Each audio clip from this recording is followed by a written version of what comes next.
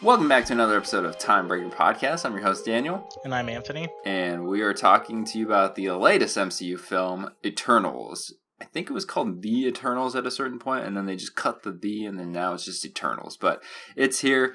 It is Marvel's 26th film in the MCU, going into Phase 4. It's the third one we got this year. Still more to come. Really expands the world and just introduces a lot of characters, from a basic synopsis standpoint, if you're just looking at like what this movie is, it's almost like does the same thing as like kind of what Guardians does, but it just takes a lot more serious and mythological approach to it all. What are your thoughts? Yeah, I'd say it's about the same thing where it just takes this big group of individuals and instead of taking the comedic route, which granted this film had a lot of comedic moments, but like it's not the roots of this movie. It's definitely a more serious movie and it takes itself a lot more seriously. Yeah, for sure. Compared to like Guardians, where James Gunn really roots a lot of his stuff in, in comedy or in set pieces, and really integrates, like again those like contemporary tracks. Where this was more of a like a space opera, but just like this like mythological, epic. It's almost like you're watching like a myth unfold, and these characters are like taken from legends here and there, and so it's really fitting. And this movie's been out for a while, a couple days. We let the weekend go by as we usually do. So we're just kind of talk about in general, and then we're going to dive into spoilers later on. But, to address the elephant in the room, is the biggest topic, talking point going into the movie's release. Huge movement. That happened to be the critic score. Or the Rotten Tomatoes score, because that has been played up so much in how we view and react to movies. And I'm pretty sure right now, as of the recording of this film, it is sitting at a 48%, which already before the movie came out, it was Marvel's lowest rated movie ever. Even behind, Thor: The Dark World and Iron Man 2, some of the weaker Marvel films that we've talked about. And so that was a huge selling point or talking point of like, is this movie going to do good? Is it going to be absolute trash? And people thought it was like really harsh on the movie, and it didn't start that low. It started like mid 50s and it just has gone down, down, down. So, what do you make of that scenario that we got going on? I don't even understand where this super duper low rating is coming from, because almost no one I've heard has walked out of this movie and said it was the absolute worst Marvel movie they've ever seen. It's definitely not at the top, but it's definitely not at the bottom either. So for this to be sitting there at the bottom, it's a question mark of what exactly critics like went through or thought was going to happen, because honestly, I think it's their own fault, because they went into this for some reason. I don't care how much they hyped up that it was an indie director, it's still a Marvel movie, and I think that was what caused this rating, is that you have a Oscar-winning director in a Marvel movie who, for the most part, actually for about half the movie stuck to the Marvel formula, and I think that's where this rating is coming from. Yeah, definitely. And, it's a weird thing because, critics are really hit or miss sometimes with these films, especially with these big blockbusters that the audience, tend to love. Just look at Venom, or look at even, I compare this film a lot to like Man of Steel, that has like, I'm pretty sure it's in like the 50s, and I love that movie. I think I might like Man of Steel more than this film. But this isn't the first time that Marvel has done something like this, like take one of these, critically acclaimed directors. Look at the first Thor film, with Kenneth Branagh. What a great director he is. And that film, I get it's kind of the lower of the critic scores, but I feel like it still has a Marvel feel, but it also has a different feel that, the director put in. The first Thor is very Shakespearean, and again, introduced all those mythological elements to the MCU for the first time. And this film kind of echoes that. And to see the disparity, like when you look at the 48% versus the audience score, which Rotten Tomatoes now verifies, it's baffling to see the grave difference, despite, everybody I've talked to, and, my family liked it, and they're more of like the casual audience, and I still enjoyed the film. Like you said, it's not my favorite Marvel movie, but it's definitely not my least favorite by any means. Yeah, and actually I've had the opposite experience, because I now know like both ends of the party, where there are some people who absolutely just hate this movie, and I kind of sit there and question if they liked Marvel movies to begin with, because it's not so far off Marvel that you'd be walking in and be confused, but like, I mean, it is its own thing. And if you walked in expecting to, be caught up in it like in phase 3, I think that was honestly your mistake. I don't think Marvel misadvertised this movie at all. It really doesn't connect very much to Marvel Cinematic Universe, and I think that that's okay, because honestly, all of phase 4 has kind of been that way. And this isn't the first time in this phase that this has happened, where it's very much like on its own. Yeah, I definitely feel like that. Like, Marvel's MCU Phase 4 has been a lot of like, single dart throws. Like, we're setting this thing up, doing this thing over here, going over here, taking a lot of chances, a lot of individual directions. And that's one of the reasons why I do have to give props to Phase 4, is because they're kind of getting more creative and having more liberty in the way they're telling these stories. I look at Shang-Chi, or I look at Loki, or even look at even Eternals. They're doing their own thing, kind of.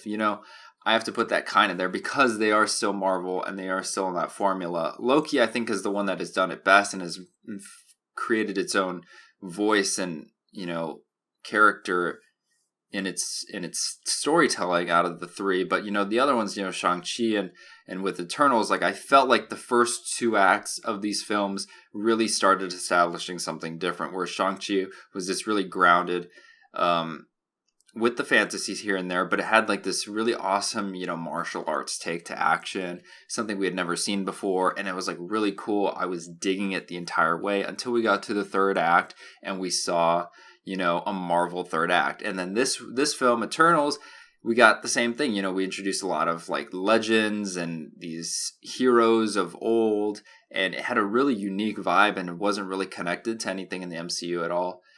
And then we have another Marvel 3rd act. So I think that's what kind of leaves a sour taste in my mouth, is that we always come back to this form where I feel like if we just kind of let loose and just let these directors do their own thing, and I know they're great directors, we could have something really, really refreshing. And it's going to be a Marvel movie. You still have that Marvel humor sprinkled in here, and the path that the narrative flows is still pretty much according to the Marvel formula. I just wish they would let them take that extra step. I think the problem when it comes to the Marvel 3rd act is just the fact that they set the stakes so high that our heroes can't fail. Like, if the heroes failed in this movie, the MCU would just be over. Like, to just put it really bluntly, like, it's at the fate, like, the stake is just so high that there's no possible way that, like, it can fail. And I think it just causes a problem in your 3rd act when they can't fail. Like, someone might fall, but that's about as far as it can go. Yeah, and and again, with increasing the stakes so high, it kind of creates this like distance and disparity between like almost like reality and what is feasible. Like, we're dealing with Celestials in this film. These are like the god creators of the MCU, and if you're filming a Celestial, it's hard because they're so big, because they're so intangible. There's nothing really to relate to that in our world as a viewer, so you kind of sense that disparity between you're watching a film and real life versus let's just say like a final act like Logan. They're fighting, it's just a bunch of people fighting in a forest. It feels more visceral, more real, because it's a very plausible thing that can happen. And again, going back to what you said, the stakes are so high. Like, there was crap going down in this 3rd act where I'm like, not to be the guy in Ant-Man, but like, shouldn't we be calling the Avengers right now? Because this crap's going down. Like, this is a huge threat, and where is everybody? Okay, to be honest, no, I don't think the Avengers should have been called for the 3rd act, because what were they gonna do? Sit there and watch it? Exactly, but like, they would be like, "Yo, this crap's going down." I think a lot of people give the 3rd act so much garbage because it didn't really... It kind of rushed to a conclusion. That's kind of shocking to say when it's 2 hours and 37 minutes that the ending actually feels kind of rushed. But like, characters make decisions that I don't feel added up throughout the entire movie, and so it was kind of odd that they went that route, and we'll get more into that later. And then to me, just another nitpick, just wrapping things up with this topic. And I know not everybody's going to feel the same way, but to me, the way I view movies, because I'm a filmmaker and I know how this stuff works, and I can see it really well, is Marvel third acts tend to be CGI fests, and I'm not super crazy for that. And to me personally, the CGI in this movie was really hit or miss. Yeah, I could agree with that. There's that one shot in the trailer where like the waves are coming in. I'm like, that's some nice fake water. I mean, it wasn't like totally apparent, but some of the CGI, more when it came to like the villains, was where I had issues with.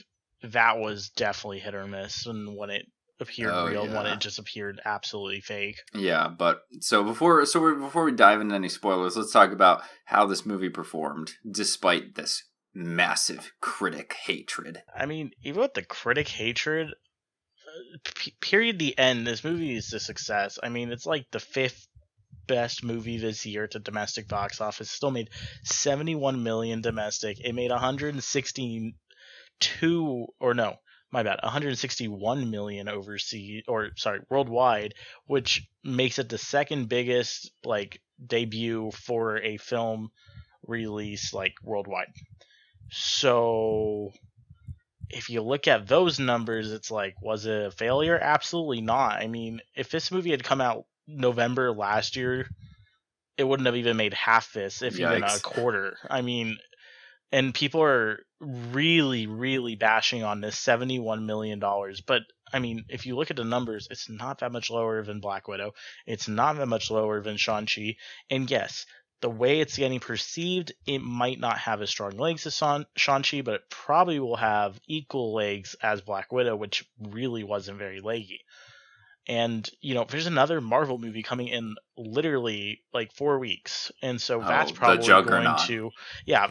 going to pull some of this movie's box office away. But, I mean, there's still Thanksgiving where this movie can play out. And for all we know, I mean, it could do really well in its second weekend. But based off of the fact that the Rotten Tomatoes score is not good, means that people are going to see that and they might choose to not go to it. But in all honesty, this is the 26th Marvel movie. I feel like they're allowed to take a miss, to be honest, at number 26. Yeah, and especially during like times like this where the box office can be a little hit or miss. And I mean, to me, like, I don't know, I might be wrong here, but let me know. But the low critic score, like, it's almost like a double-edged sword. Like, yes, it's harming your box office because people are saying it's a bad movie, but also might be enticing people to go out to see it. Be like, a Marvel movie at 48%, no way, I gotta go see if this is really that bad, right? Right, and everyone just likes to talk garbage about the box office numbers right now, but okay, let's put this into perspective. Eternals made 71 million this weekend. Dune made 40 million, and that was a success for Warner Brothers. So 71 is almost double what Dune did. And then if you look at like pre-COVID, the low end of Marvel movies, this still beat it. Ant-Man opened at 57.2 in 2015. I mean, it's not unheard of for Marvel movies to open this low. Doctor Strange only opened to about 85 million back in 2016. I mean, everyone just has this now high expectation of Marvel because for the last, I think 2 years of Phase 3, they just kept opening to these giant numbers, earning huge numbers. I mean, Black Panther made over $1 billion. Infinity War made over $2 billion. Captain Marvel made over $1 billion. Endgame made almost $3 billion. I mean, and now they're not even cracking 500 million. I mean, it's just the times. Yeah, we're just not back at that level yet. And I mean, that's to be expected, with things coming back. And I do think, like I said, the Juggernaut No Way Home is going to come out and knock it out of the park with, the way that was the most viewed trailer and, just the anticipation with the rumors that movie has got. Plus, it's a Spider-Man movie. Plus, it's just got a lot leading into it. And I think that movie's going to absolutely explode. I mean, I honestly think people are just going to forget how poorly, putting in quotations, but poorly Eternals did when Spider-Man's probably going to be the first movie that's going to make $100 million in its first weekend. It's probably going to make over $300 million domestically. It's literally getting released during Christmas. It's going to have some serious legs during the holidays. And who knows, it might make so much overseas and here, we might finally see our first billion-dollar movie since Star Wars The Rise of Skywalker. So, I mean, I don't think Marvel Studios is concerned at all with how this movie performs. Right, did No Way Home? Wait, no Way Home's come out. Did Far From Home make $1 billion? Yeah, Far From Home made $1.1 billion. It was Sony's most successful film since Skyfall in 2012. Right. So and even all the Raimi Spider-Mans were highly successful at the box office. So Spider-Man's is a box office character, and so you got to be thinking that movie is definitely going to blow it out of the water. Yeah, and there's just so much hype around it, and I think Eternals had too much hype without knowing what it was. They were hyped because of the cast, they were hyped because of the director, and it's like sometimes you just need to back away from that hype because it can ruin a perception of a movie before it's even out. So going into the film itself, we're gonna be talking spoilers here. So if you haven't seen Eternals, I say you go see it because I had a good time still, regardless of all this negativity that surrounded the movie. And if you're keeping up with the MCU, you gotta stay in the loop. We got some post credit scenes, we got some teases, stuff's leading up to other films, and so you gotta stay in the loop. So I'd go see it. And if you have seen it, then stick around. We're going to be talking about this movie in depth. So let's get into the Eternals themselves. There are 10 of them. I think the way they got them split up is there's 5 warriors and 5 non-warriors because they got either combat abilities or not combat abilities. And I think the way that they're introduced, especially in that opening sequence, you get a really good idea of what they can do, who's who, how kind of the synergy and how they play off of each other works really well, and you especially see that in the action sequences. And despite this being the first outing, we had to set up all these characters. I think they did a great job at setting each one up to be their own character. They each had their moment to shine. I ended up falling in love with lots of the characters actually, and lots of them are my favorites, and, we're getting introduced to so many characters. Some of these are even technically, you could maybe go on and say some of the most powerful people in the MCU right now. Yeah, I would say more than likely they are. Yeah. At least the ones that made it out alive. Right. Oh, God. Druig, he's giving Professor X a run for his money, man. Right. So, honestly, let's just start with...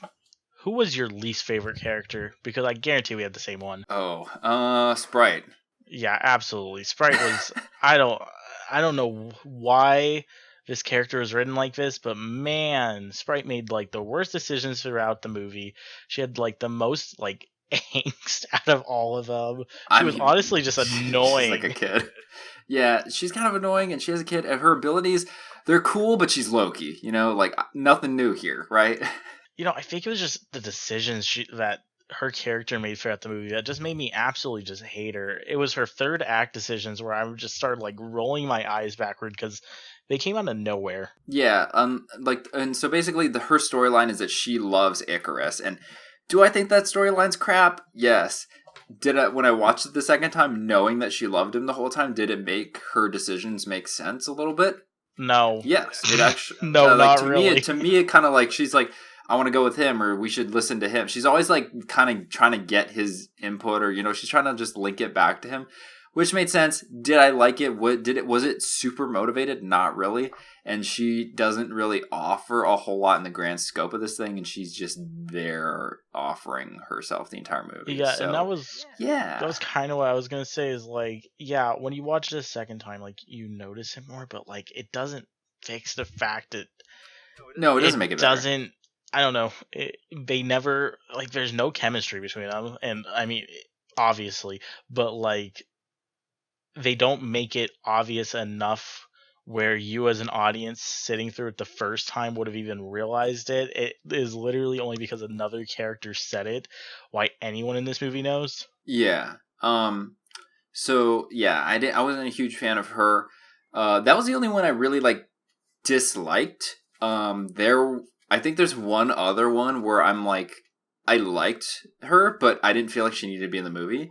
and that was Angelina Jolie as Athena, because I felt like, and this is just the way it's written and the way the story is portrayed. She did a great job playing the role because she's great, but her character and her storyline literally falls off and makes, to me, it just has zero weight, and it's totally a Last Jedi, casino trip storyline with her character, in my opinion. I felt she was underused, and I also felt that they kept playing on her having that fractured mind for too long, and then all of a sudden, the moment he dies, she really doesn't even have that problem again. So it's just like, yeah, why like for did as we much set weight this? that was put into it, it just goes away, and I'm like, where's the payoff? My favorite characters though, like Droog was good. I loved Druig, and everybody was like surprised that I loved Druig, and he was my favorite one. I was like, no, dude, to me, he's like Darth Maul. Like, he has got the foresight and knows everything that's going to happen that's happening before them, before like they can all realize it, and that's why I liked him so much. And Kingo was probably like my second favorite. Oh yeah, total scene stealer. With his humor with the cameraman, it's such an iconic duo. But I'm seriously wondering what happened with this movie. Where, I mean, I understand that they wrote him off at that point because he didn't want to fight the Eternals at the end, but like, he literally doesn't show up. He just dips. And he doesn't appear for like the rest of the movie. Yeah, he's like not in the third act at all. It's just a really weird choice. Like, you'd think typically when Marvel does stuff like this, they say they're not going to participate, but then they end up joining halfway through the fight. This guy's nowhere to be seen. He literally pieces out, like, schedule conflict, couldn't make the shoot, guys, I'll be back in the last scene. And also, if we're talking about underutilized, just like Angelina Jolie, Kit Harington was barely in this movie. Barely. So I will agree with you there, but I feel like that's the one I'll give a pass to, because like his character wasn't like important, and I feel like they're saving him for like the future. Yeah, the good thing is that he looks to have a very bright future in the MCU, where Angelina Jolie, hopefully, if they move forward with like Eternals sequel projects, whatever those end up being, hopefully she'll be involved and have a bigger role. You know who else is gonna have a bigger role in those? My boy Harry Styles. All right. Both times I saw it, the theater just absolutely shrieked. Like, he looked good, man. And I'm like, okay, maybe the second time I see this is not going to be the same thing. Nope, same thing. Like, I think it's just something you're going to continue hearing every time. I mean, his entrance was really well executed. Even though I knew who it was, like, the way the scene was like scripted and played out worked really well for the reveal. Right. And honestly, I believe the first time we saw it, I was shocked anyone hated the movie, because the IMAX theater on Thursday night when we saw it, like, they were super energetic. They were laughing, having a good time. The second time I saw it, not as much. I felt like I was the only one like laughing at the jokes, and I was like getting a little uncomfortable. Like, I don't know what's up with Thursday night crowds, but Thursday night crowds are Thursday totally night crowds go hard. Yeah. Yeah. It's because it's the crowd that's the first chance you can see it. So, everybody's going hard. It was like that Infinity War. It was like that with Endgame. It's been like that every time. Hell, even it was like that when I went to go see Dune. Like, just the Thursday night crowd goes hard. What can I say? Yeah, I heard like crickets in my Dune showing because everyone was just kind of paying attention to the screen. Granted, I was in Las Vegas. We had a mask policy there, so everyone was like, like breathing into their mask. Yikes. But going back to it, Harry Styles is great. He brings this charm and charisma just to his on-screen performances.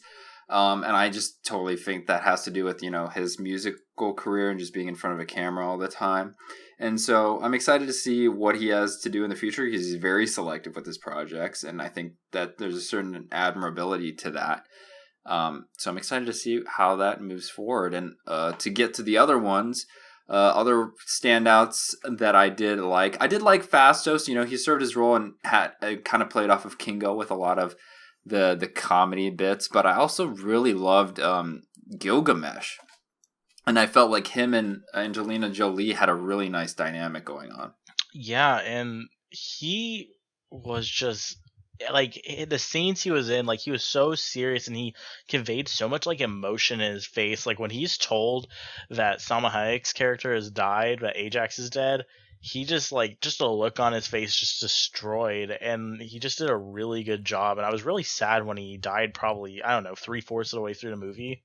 Yeah, I mean, he's kind of like the big teddy bear, he's like really big and tough, but he also like has a lot of emotion to him and is very vulnerable at times, and that's what a good warrior is all about too. And another one that I really loved, standout role was Makari, Speedster. To me, I think that she brings a lot of emotion, for being a deaf character, and also deaf in real life. But the way they filmed the scenes, and just the way it has to do with like the camera motion and also with the sound design. This is the most beautiful I've ever seen a speedster on film. Yeah, and her and like Droog's relationship, I mean, I swear they're a couple, but like they didn't confirm it, but like they have a really good chemistry together. Like every time they were on screen, like those two just like were like radiating off of each other. And it was kind of Yeah. sad that she wasn't in it more. Like she kind of just like disappeared for a little bit. Right. And she also comes into the story very, very late. Yeah, and she kicks ass when she comes in too. Yeah, like when she's fighting Icarus, and just like the just dashing back and forth, or like when she does like the full stops and you just hear the thuds, like it's just so powerful. Or even just the sequences when she's like running across to like find the portal or the emergence or whatever. It's just really well shot and unique to like other things like the Flash or Quicksilver that we've seen before. Yeah, it's like getting a speedster with a high budget changes things. Yeah. Granted, I mean, I love the Quicksilver sequences. Those will always be the best. But The moment, and this is how I knew Dark Phoenix was going to be bad, was when there was no sequence. They opted not to do one for Dark Phoenix. And I'm like, this movie's already garbage, because that was the highlight of Apocalypse because of how bad that one was. I still have yet to see Dark Phoenix to this day. Don't. I wasn't going to. Dang, there's a lot of these, so we still got a couple more Eternals. Selma Hayek not in this movie a lot, despite the marketing and how I thought it was going to be, but I did think, with her limited screen time, brought a real maternal energy to the role. She is the leader, she's the one that cares for all these, and I really felt that in her performance. Yeah, I would agree with the same, and I think I understand why they like chose to cut her. She doesn't have an ability. She heals, but she doesn't have like an actual like physical trait like ability, and so it kind of made sense to choose to have a story that focuses on those that actually have abilities that can fight. Right. And then rounding off, we got the dynamic duo, I guess the leads of this film, Gemma Chan as Cersei and Richard Madden as Icarus. I love them both. She brings, I'd say she's the lead, right? Yeah, I would go with so this movie kind of has two leads, so I'd go with she's the female lead and Richard Madden's the male lead. Yes, but I think it's more her story than his, personally. At first it definitely feels more of like an Icarus story once he comes into the picture, but then it quickly like throws the ball. Like it's not even for very long. Like you feel like he's like taken charge for like, I don't know, 10 minutes, and then all of a sudden the film goes when nope. She gets like the orb. Yeah, I think and that's then it just swaps the dynamic. And right. I think they both did an excellent job. My favorite scene with Icarus was actually probably the scene with him and Kit Harington just staring at each other for just a brief moment. Our IMAX, they just got a kick out of that. It has nothing to do with the movie, but it's just the Game of Thrones reference is just hilarious. Yeah, and I think that was just everyone. That's what the most I've been seeing on Twitter is like, if they didn't like the movie, they at least appreciated that. And it's like, all right, well. Yeah, and I've seen lots of interviews with the director, and she said that Icarus, the main inspiration for Icarus was Zack Snyder's Superman Man of Steel. And you can totally see that with his abilities, the way it's shot, the way he presents himself. But despite all those inspirations, he's a very different character. And I did like how unique of the take of this quote-unquote Superman type role he went with. Yeah, and again, I think his character gets the shorthand of things because the ending feels so rushed. I felt like they had to rush things in how he, it's not that he's been not acting like a villain the whole movie, because he's pretty much a villain, but they kind of just throw a lot of things all in the span of probably, I don't know, 10 minutes. Yeah. And I don't know, it just didn't fit the character. And then right at the end, like, he literally, he's killed Salma Hayek, but all of a sudden he can't kill Cersei. Indirectly. Yeah. I think he can't kill Cersei. Like, if it went down and he had to fight them all, he would literally have killed all of them but Cersei because he loves her. I think that's the way it's supposed to go down. Okay, so personally, their chemistry, I didn't buy it. Yeah, they get it. It's too fast. It's really rushed, and because it's told like across so much time, and they're not really an item for most of the movie, you don't feel that they were. Yeah, and especially when you have like the other end of the spectrum where you have Droog and them, and it's just like they had way more chemistry than Cersei and Icarus did. It's like, huh. And Right. Let's talk about the first MCU sex scene. That was awkward as hell. Yeah, it was a really upper shoulder action. I mean, I had heard about it going into it, and the director kept saying how it was beautifully shot and it was meant to represent love. And then I watched they used the IMAX camera. I know they used the IMAX camera. I'm like, oh my god, someone pulled an IMAX camera out to shoot this? So, it was in high def, don't get me wrong, but it couldn't even get some side profile silhouette action, man? Like, come on. It was more just the fact that, like, it was supposed to be this representation of love, but literally, he kind of said, hey, and she said, hey. They made out and then did it on the beach, and it was like, okay. Yeah. Even my sister was like, they met each other, instantly said, I love you, and then had sex. And that makes zero sense. Actually, the other way around. They met each other, had sex, and then said, I love you. Oh, yeah. Well, yeah. Yeah. Because that's always the right thing to do, kids. I don't know. It just felt odd. If they had like started, like if they had done a little montage, like going through the years, I think I would have like. Yeah, the years as opposed to the day. It wasn't even days. It was literally like seconds. Oh, hey, I like you. I'm gonna make out with you. Okay, let's go do it on the beach. Yeah, no, I'm saying like they had like a montage of that day of what they were doing together. Right, to represent their love crafted in the span of 5 hours. Like, no, how cool would it have been if we had like a tracking shot of them like riding a horse, whatever, like through different civilizations over the years. Like, that'd be badass, but no. So like if you'd had a scene like from Allied when they're like going through the first like year of their kid's life, because they go from like the hospital and they do like a montage to leading up to like a year into the child's life leading up to the events of the rest of the film. Yeah, or do like a Rise of the Planet of the Apes, like he's climbing the trees and they're getting older and older, even though they don't age. You could show like the world changing around them. Like, that'd be cool. But yeah, I just felt it was a missed opportunity. Montage. Yeah, but overall, okay, I got to talk about Richard Madden's character decisions. It's weird because he is like, and this is one of my main gripes with the film is I don't know if he's the villain or if he's not. Like, narratively speaking, he is a tragic hero because he is sold on duty, and that just goes against our protagonist's interests. And so he's not like doing anything wrong. And again, like with every villain, they think they're in the right. So he's just doing the job. And that just is going against the job that we need to do. And it sucks. I never feel like he's really vile or evil. He's just doing stuff that we gotta stop. Yeah, and I think when they bring him out to be this guy that's, following his duty to finish the task, I felt it was an odd choice to keep the deviants around, even though they only kept the one around. I don't know. I feel like they should have killed him pre-third act because the deviant didn't need to be in the third act. The third act already had a lot going on.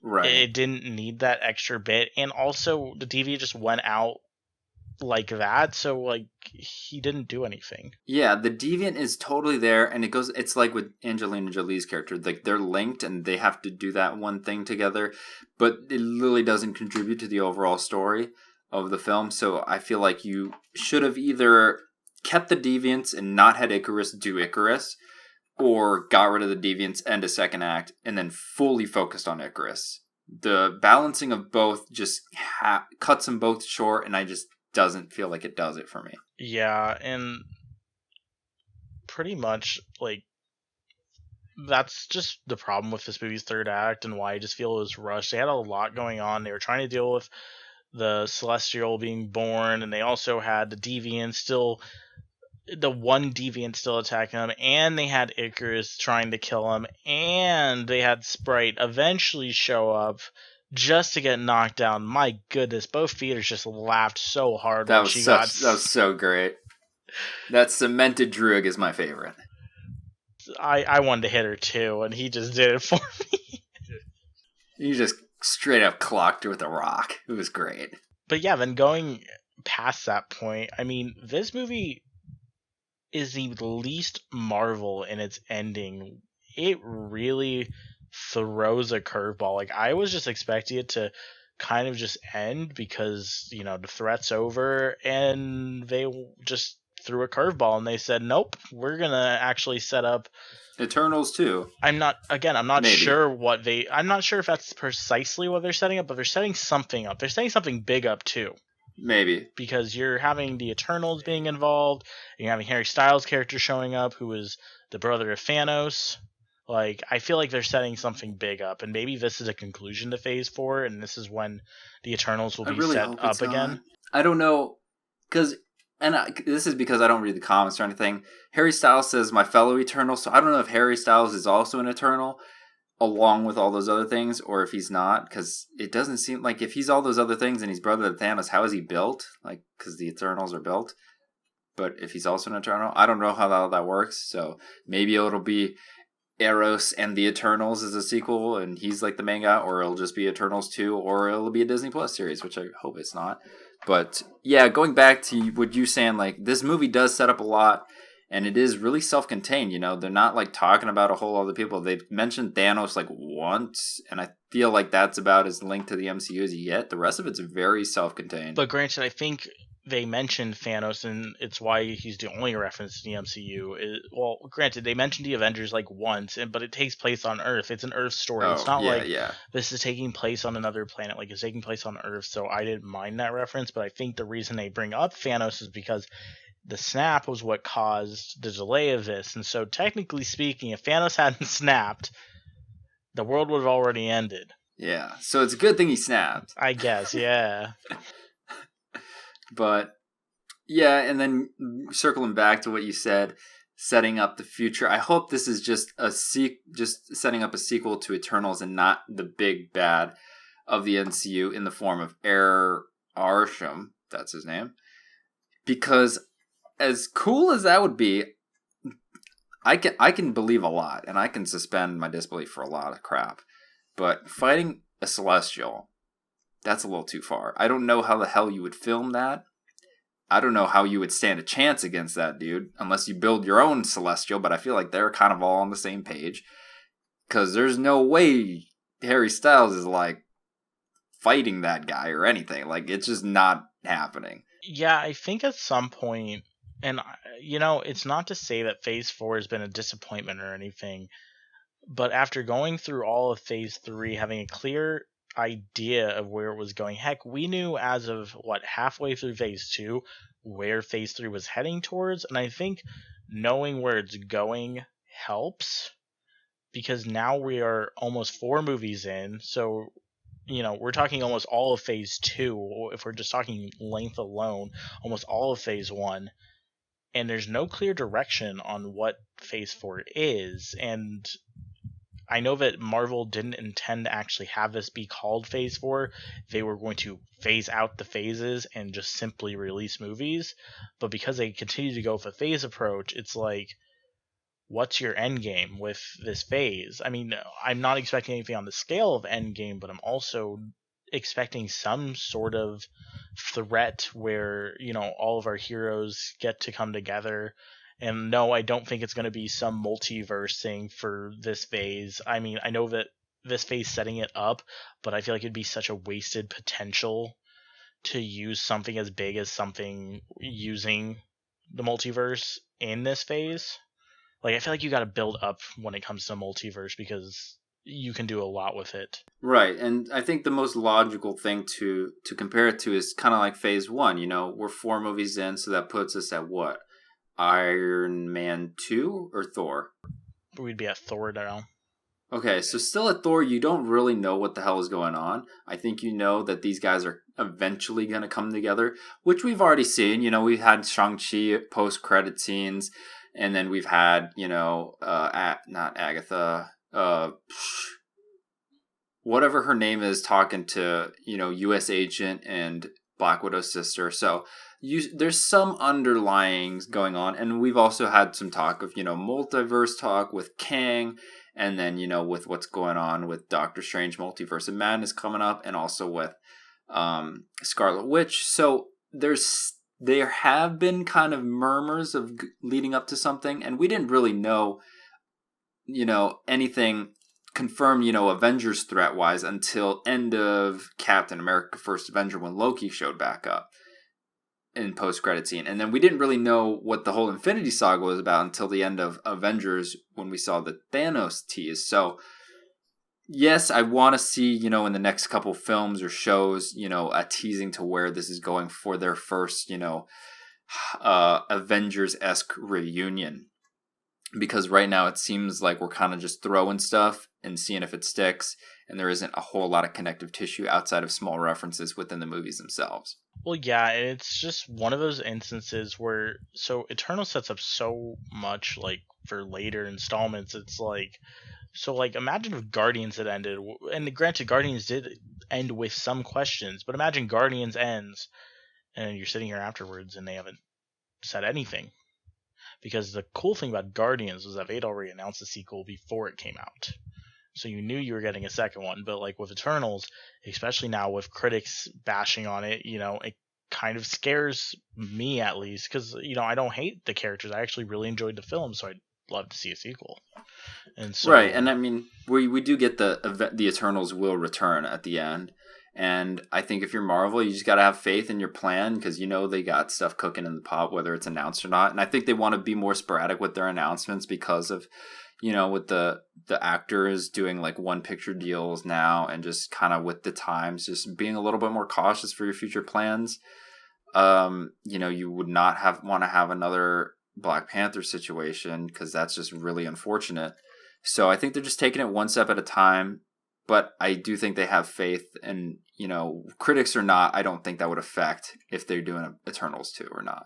It's kind of weird, though. I mean, looking at DC and Marvel right now, they're doing almost the exact same thing. And that's a really weird thing to be having to say, but, like, The Flash comes out next year, and that looks to also touch on a multiverse of sorts. It's kind of weird to be seeing Marvel and DC be taking the same approach. Yeah, and DC's been doing the solo gig for quite a few years, since Justice League, if I'm being honest. Well, and that's because I don't think Warner Brothers has an idea of what they want to do. I think Warner Brothers...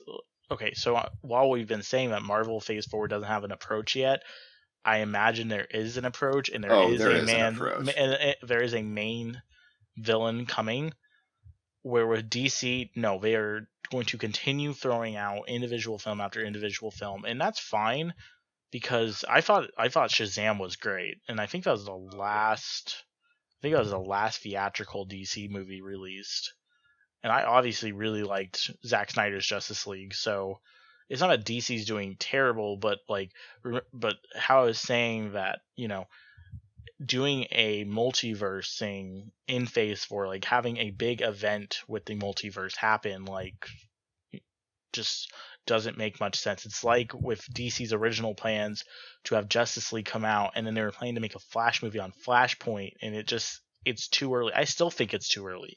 You're doing a Flashpoint movie, and it's the first Flash solo movie to ever be released in theaters, and your first idea is to do a Flashpoint movie, which is essentially going to reset the timeline to what Warner Brothers wants it to be.